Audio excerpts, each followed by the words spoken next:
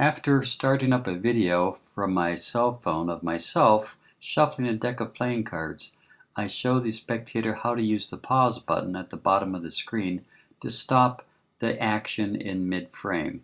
So as I shuffle the cards in a face-up fashion like this, they can pause the video anytime they wish. It doesn't really matter. The video is about 25 seconds long, so it's a long shuffle. They have plenty of time to stop any time. They could have stopped here at the Ace of Hearts or the King of Clubs. A lot of times they'll get a couple of cards in one shot, but they can choose whatever card they stopped at. And it's a very fair way for them to select the card. So they have stopped the video on a playing card. Now watch what happens. Say they stopped it at the Seven of Hearts, for example. Cards are taken from your pocket. The cards are fanned in front of them. And right in between, there it is. There's one card reversed in the fan. And they could have stopped at any card in the video. They said the Seven of Hearts is where they stopped it at. And of course, you're always right. The Seven of Hearts.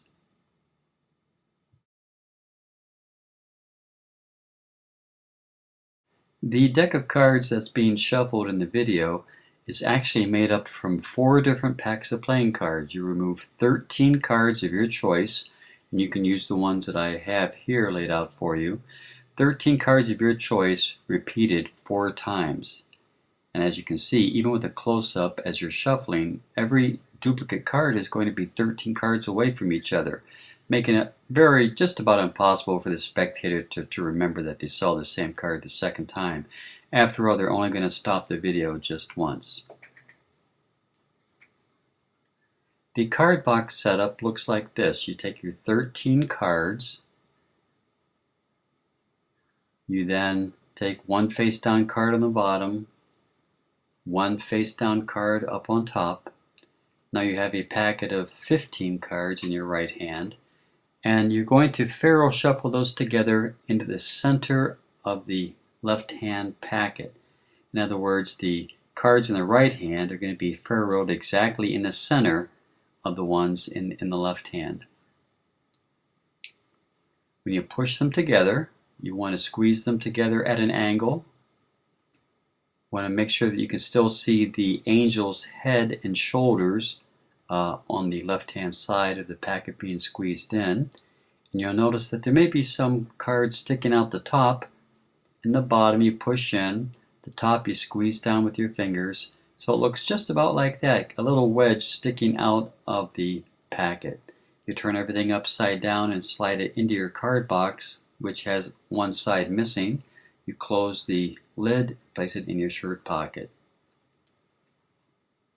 When you take it out of your pocket, you're basically holding it just like this.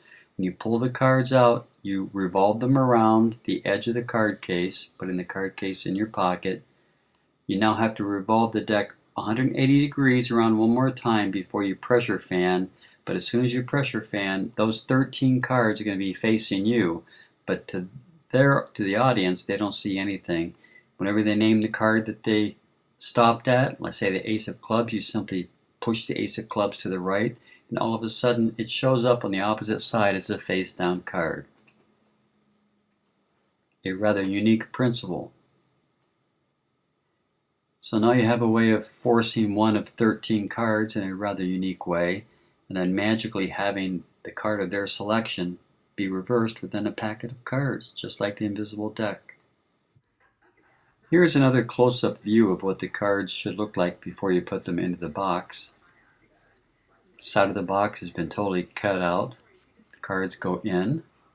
And no matter how much of the wedge is sticking out, it doesn't really matter because it's going to be covered up whenever you remove it from your pocket with your left hand. Your left hand covers up that side of the pack. The deck gets turned sideways. You spin it out, revolving it, and then you simply twist 180 degrees and fan the cards out. Once again, pushing the card that they name off to the right, which will reveal it on the front side to the spectator. In this case, they named the 8 of Diamonds. Yeah, that's right, the 8 of Diamonds. Just like magic.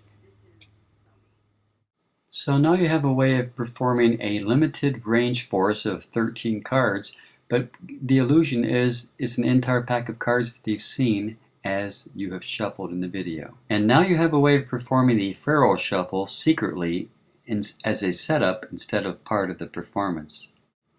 And if you put it all together, you now have a way to force one of 13 cards, even though they feel like they've had a complete freedom of choice of an entire pack of cards. So you forced one of 13 cards. You then have a way of taking the pack of cards out of your pocket, revealing that one card has been reversed in the deck, and the only card reversed in the pack was the one that they stopped at, in this case the Seven of Hearts. Okay, this is my take upon the impromptu invisible deck.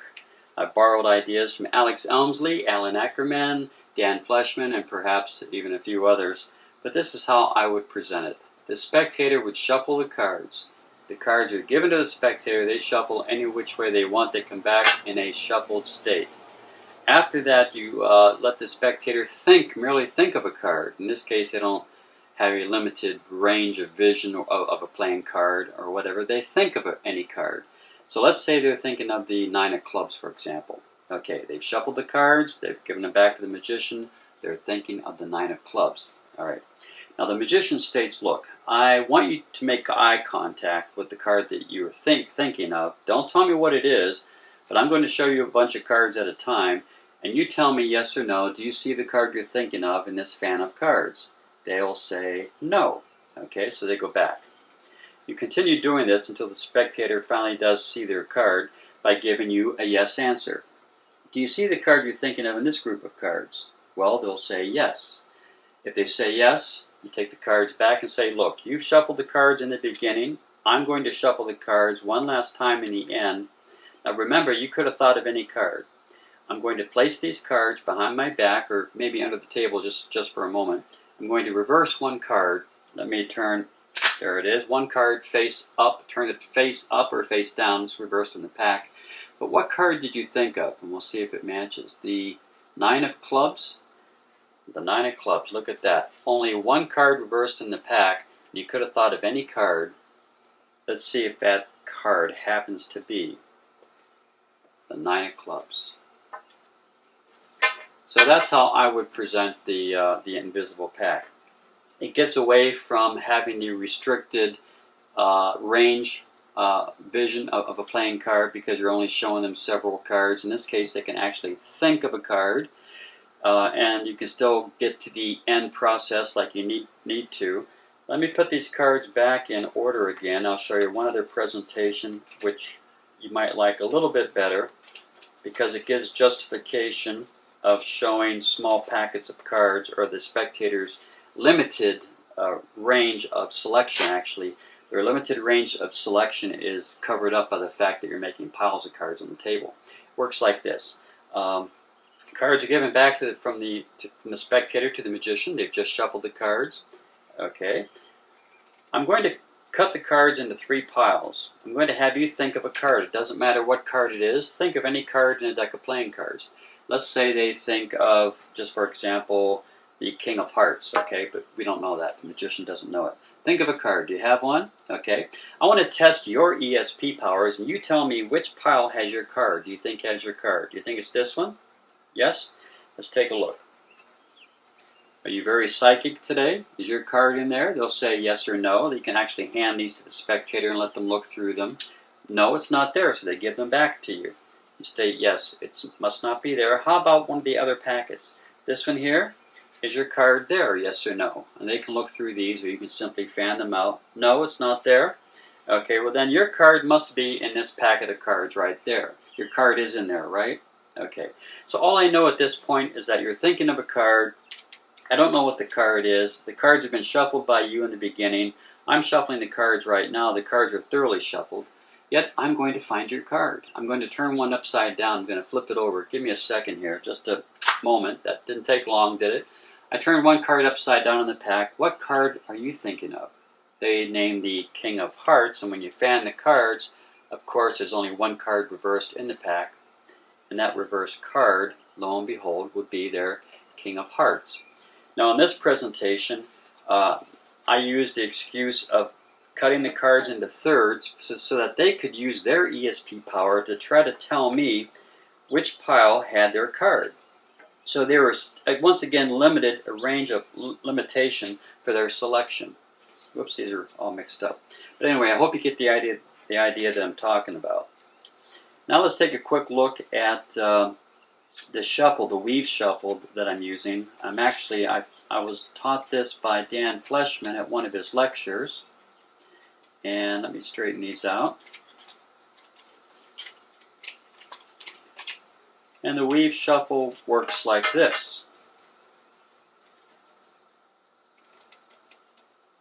When I have a small fan of cards, and they're thinking of one, whether it's in a pile on the table or in my hand, I simply get a break under the card, last card in my hand over here, and I add the one card onto the bottom of this fan as I close the fan up. It gets added on. Then I come straight down with my left hand, turn the whole packet over. Ordinarily it would look like this, but look like that. But if you come straight down, it still gives a similar appearance. Both halves are face down, but this half is actually facing outward with only one card, top card cover.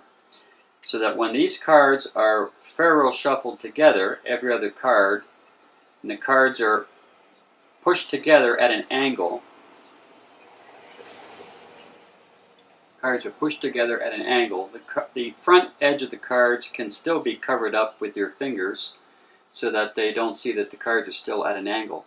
But what happens is when you go to pressure fan, you pressure fan the cards, from the front you will see only cards facing outward, none of what you thought of. From the back, I have all the cards facing me of all the cards that you could have thought of because they were faro shuffled and face up. So all I have to do, as soon as you name your card, let's say the Jack of Clubs, I simply touch the Jack of Clubs back here and push it to my right, which exposes it immediately. So in other words, I would fan the cards, knowing ahead of time the Jack of Clubs, fan, push to the side, and show that the one card they thought of was within the pack. If they didn't think of the Jack of Clubs, let's say they say the Seven of Hearts, I could do the same thing with the Seven of Hearts by pushing aside, and of course only one card is reversed in the pack. In this case, there's Seven of Hearts. So thanks to Alex Elmsley, Alan Ackerman, Dan Fleshman, and some very other clever people probably. This is how I would present it to get away from the fact of you have a limited range thought of card. I don't want them to be limited with the hands close together like this, or even thumb fanning the cards and only showing a few like that. I don't want that. I want them to only think of a card. So this is how I got around that scenario by these two methods.